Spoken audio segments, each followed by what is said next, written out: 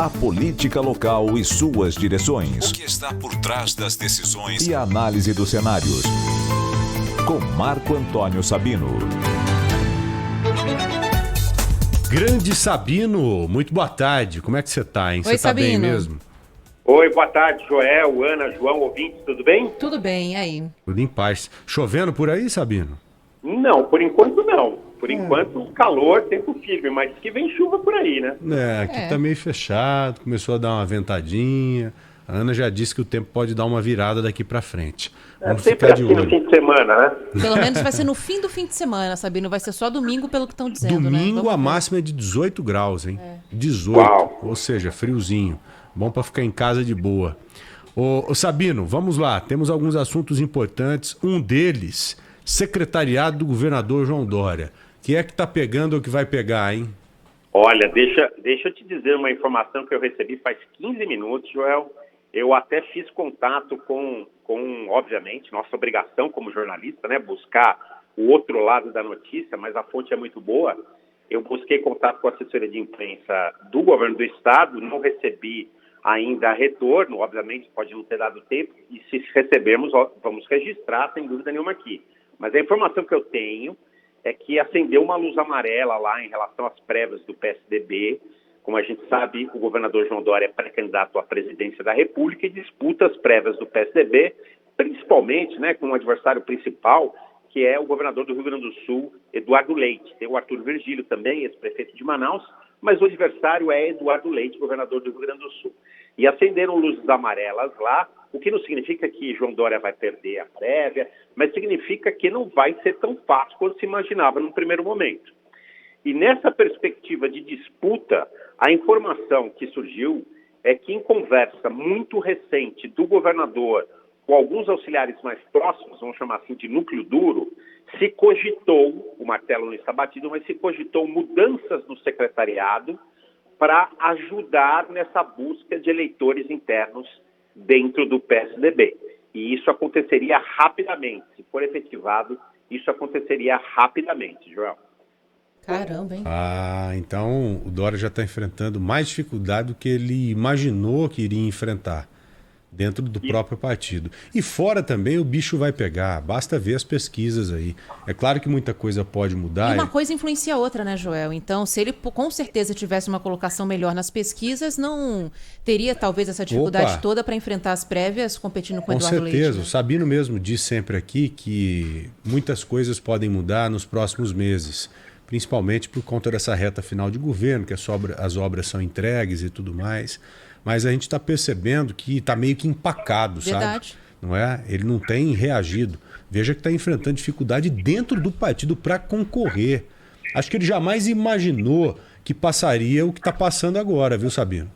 É verdade, Joel. Eu acho que a previsão ali do grupo ligado a João Dória era de quase um passeio nas prévias do PSDB, pelo poder da máquina estadual em São Paulo, pelo peso que tem o governador de São Paulo em qualquer disputa eleitoral, mesmo que interna. Então, se esperava que fosse mais fácil. Mas tem uma questão aí que está pesando muito, viu? O governador João Dória tem alguns, vamos chamar assim, desafetos e pelo menos um inimigo declarado. Não é nem desafeto, é inimigo, que chama-se Aécio Neves, o ex-governador de Minas, que não faz outra coisa dia e noite a não ser trabalhar dentro do PSDB pela derrota de João Dória.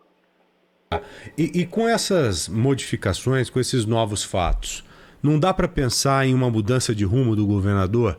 Pensar em se candidatar a uma reeleição, por exemplo, algo nesse sentido? Ele já se manifestou de forma contrária lá atrás, mas o cenário lá atrás era diferente do de hoje. Dá para a gente tentar buscar uma nova mudança de rumo por parte do governador? Você acha muito difícil, Sabino? Joel, não seria uma situação confortável para João Dória. Mas a experiência que a gente acumula aí com o tempo no mundo político, diria para você que não é possível, e o caminho seria o seguinte, olha só o caminho. O caminho é o partido aqui em São Paulo, e ele tem controle do PSDB em São Paulo, sem dúvida nenhuma.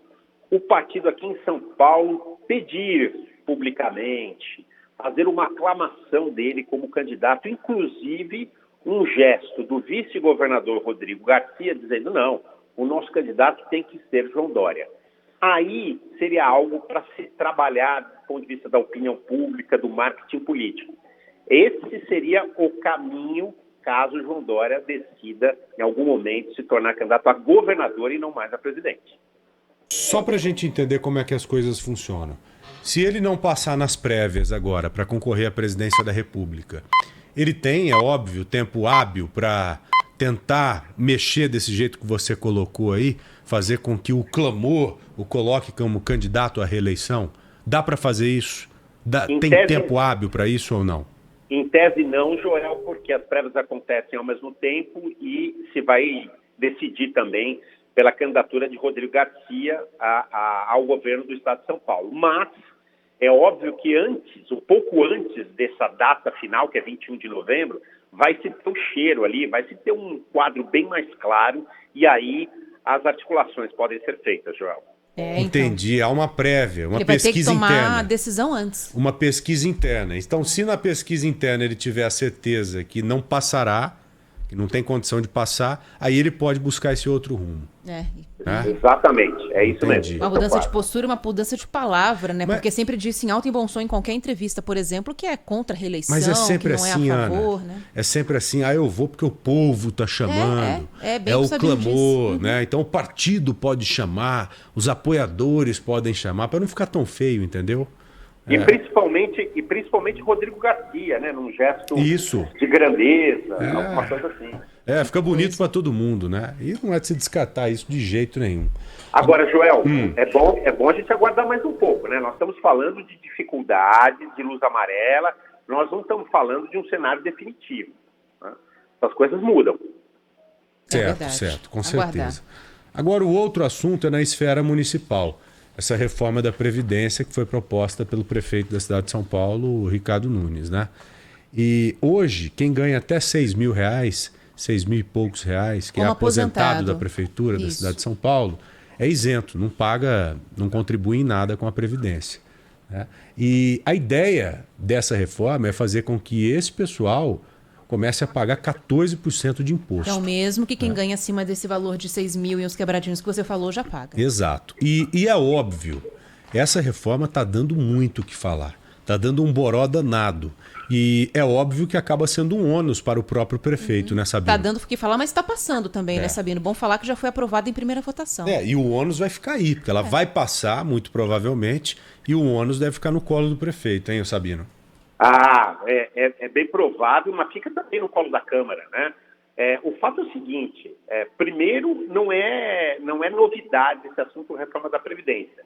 Há 2 anos, pouco mais de 2 anos, o então prefeito Bruno Covas fez uma reforma da Previdência Municipal. Mas já desde aquele momento se sabia que a reforma da Previdência, daquele momento, não resolveria o problema do déficit previdenciário municipal.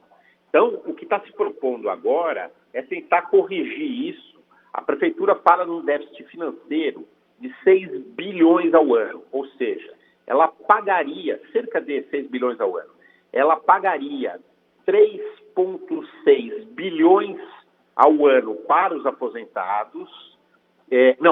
Receberia 3,6 bilhões ao ano dos aposentados e pagaria aos aposentados quase 9 bi, o que dá aí cerca de 6 bilhões de déficit.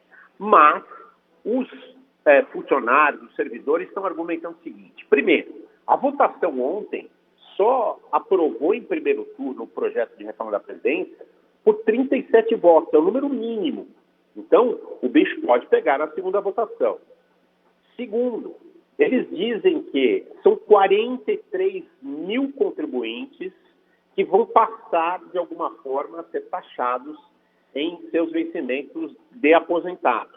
E desses 40 mil, e aí vem o gancho para falarmos hoje Dia dos Professores, 34 mil professores aposentados. Então, um presente de Dia dos Professores, essa aprovação pela Câmara Municipal por 37 votos contra 16 em primeiro turno da reforma da Previdência. Vamos ver como é que vai ser a votação em segundo turno. É uma crueldade com esse pessoal, né? Esse pessoal que ganha pouco, que vem fazendo de tudo para sobreviver, ainda ter que arrancar 14%, né? Pois não é mole, já teve não, o poder viu, de gente? compra muito reduzido, né? E os custos de vida vão aumentando, porque você vai envelhecendo, você adoece, né? Então tem uma série de custos que você não tinha quando era mais jovem.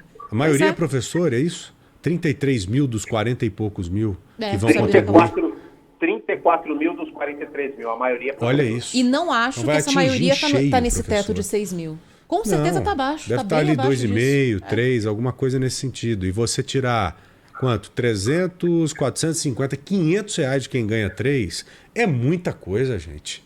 Pelo amor de Deus, é dinheiro pra caramba. Então é uma reforma necessária, pelo que a gente vê pelos números, mas ela teria que acontecer de uma outra forma, sem impactar esse pessoal, né? O dinheiro teria que vir de um outro lugar para sanear as contas da prefeitura. Mas, infelizmente, pelo que eu estou sentindo aí, essa reforma vai acabar passando. Espero que você esteja certo, porque você disse aí, né, Sabino, que pode haver alguma debandada daqui para frente, por parte de quem votou favorável agora nesse primeiro momento. Porque se não tiver nenhuma debandada, é claro que isso será aprovado e esse pessoal vai ter muita dificuldade daqui para frente, viu? Mais dificuldade ainda do que já tem. Mas, Joel, a gente sabe o seguinte, né, que a força da prefeitura na Câmara Municipal é muito grande, principalmente a liderança ali do presidente da Câmara, Milton Leite, aliado da prefeitura. Mas a gente também acrescenta isso o fato de que o prefeito Ricardo Nunes tem começado a mexer no secretariado. Viu essa semana um afago ali, a bancada do PSDB, né? Então, é muito forte o poder da prefeitura também ali.